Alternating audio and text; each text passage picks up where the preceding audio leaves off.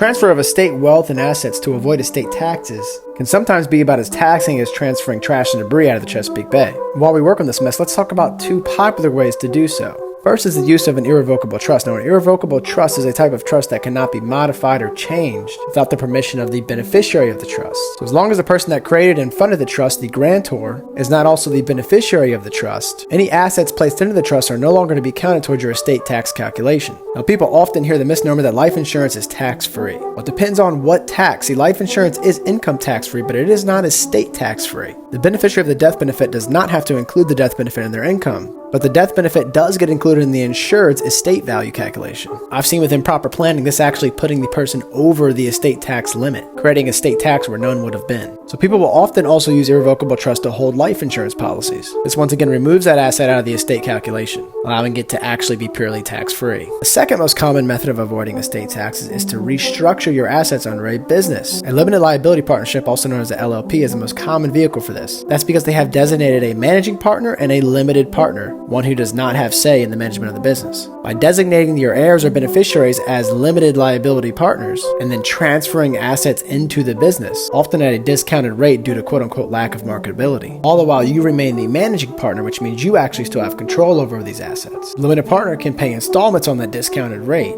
slowly purchasing that interest from you. But that doesn't actually have to come out of their pocket. You see, the IRS designates up to $18,000 in gifts that can be given per person without having to pay gift taxes on. So what the managing partner will often do is give this gift to the limited partner, using that money to then help them fund the purchase of the business interest. Not only does this greatly discount the value of the estate because of its lack of marketability inside the business, but it transfers estate assets to the heirs while they're living, again in a tax-free manner. And what a managing partner will do is then take out a life insurance policy on both themselves and the limited partner, so that if the managing partner dies before all payments are made, the limited partner has the life insurance money to complete the transaction. If the limited partner dies before all payments are made, the managing partner now has a death benefit to complete the income the transaction was going to bring. Now, these are all common tactics of the quote-unquote wealthy and elite, but judging by our social media account, that looks like something everybody kind of strives to be, or says they are.